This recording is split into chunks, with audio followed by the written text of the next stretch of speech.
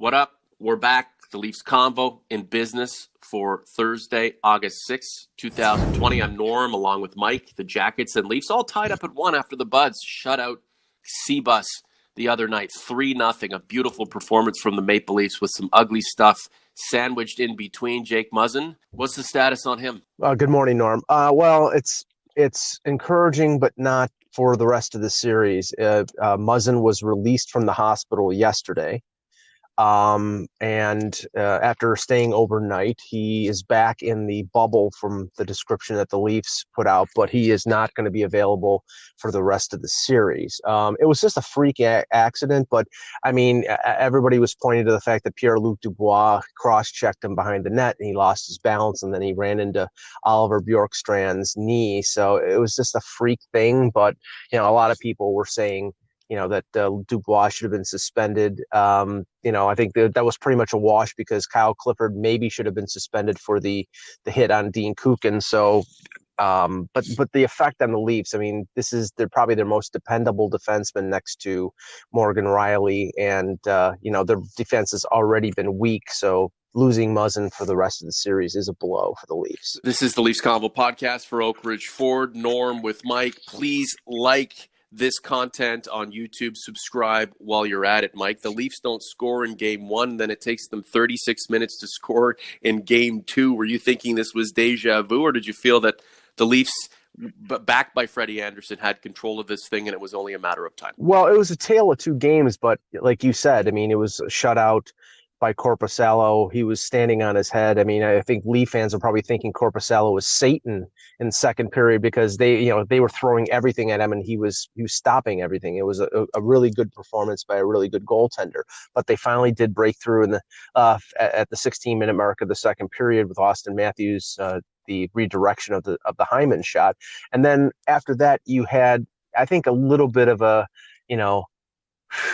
just a breathe of a sigh of relief from the Leaf fans and from the team. And I think they played a pretty complete game. I mean, not just Matthews, but I think John Tavares, with 8 shots on goal, with a breakaway goal in the third period to give them a little insurance. Mm-hmm. He was excellent. So for everything that they couldn't accomplish in game 1 offensively, they were able to accomplish in game 2. Now the question is what you will see in game 3. Will it be game 1 Leafs or game 2 Leafs? I figured this would go 5 games just because neither team, I'm sure they would admit, is primed and ready to go on a serious run. The Leafs special teams, again, not so special. They had this problem before the regular season was shut down.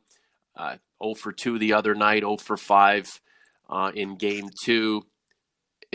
This is just systemic, Mike. I don't think it matters when they're playing. They have all of this firepower and ironically can't fire on all cylinders when they have the extra man. What do you attribute this to in this sort of recent setting? Well, Columbus is getting in the shooting lanes, and I think you see from the Leafs a little bit of tentativeness when it comes to the power play. I mean, there was one play where John Tavares had an open shot. It looked like there was nobody in between him and Korpisalo, and he dished it to, I think it was Nylander for a one-timer, and he flubbed it. So there just seems to be like pass, looking for that, pass into the net or a point-blank shot, and they're trying to get that unfettered shot on Korpisalo.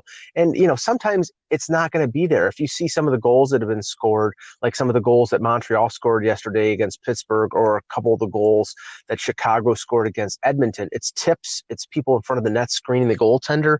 And the Leafs really don't have somebody with a net front presence. I mean, Tavares usually is the guy in front of the net as the trigger man, and he's really good, but they don't have like a big guy in front of the net disturbing everybody. And, they're relying sort of on a 1-3-1 configuration for the power play. And, now they're 0 for 6 in the first 2 games. And, with a tight team like Columbus, scoring on the power play is going to be key. They're going to need them to break through. Yeah, both teams are going to need special teams to be extra special to get through this series and move through the series to come. Jake Muzzin, 3 hits, 3 blocks before he went down to injury. He's a quiet leader on the team, and certainly for the defensive unit. a defensive unit that still leaves a lot to be desired. We wish him well, and hopefully he can get back into action. Not just because the Leafs need him, but I'm sure he's even in injury right now, wanting to get back out there.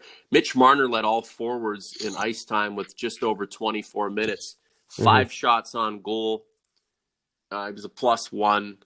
He's a bone of contention for many Leaf fans who either view him as the Messiah or someone who's totally overrated.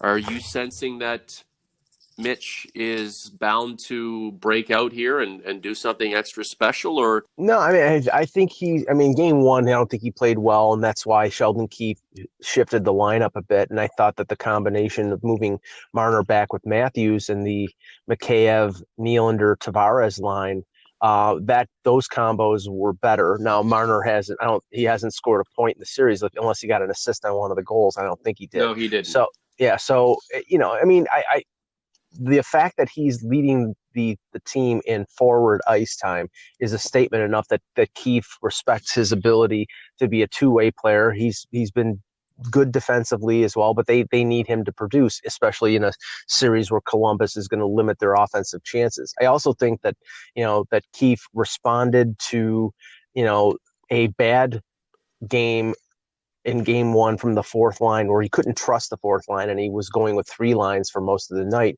by inserting Pierre Engvall, and he used that fourth line with Clifford and Spezza and Engvall for about 10 minutes, which is what a fourth line needs to play, and they were much more effective. Now, we don't know what's going to happen tonight because they may go with 7 defensemen, and if they do that, then one of those players is going to sit. But we'll see what he pulls off. Of all the action taking place, Mike, has any other team caught your eye, thinking, "Wow, this could be a force to be reckoned with"? Well, I don't know about a force to be reckoned with, but I'm stunned about Chicago and Edmonton. I mean, Chicago pulls off the upset again yesterday. Now they're up 2-1 in that series, and the one downside is if Chicago does pull the upset, Edmonton's going to win the lottery and get Alexei Lafreniere. But I mean, I'm surprised at that. And I'm also surprised at the dominance of Carolina, although I think the Rangers sort of fed into that. And I don't think Carolina is going to go far with the blazing tandem of Peter Mrazek and James Reimer in net. But they swept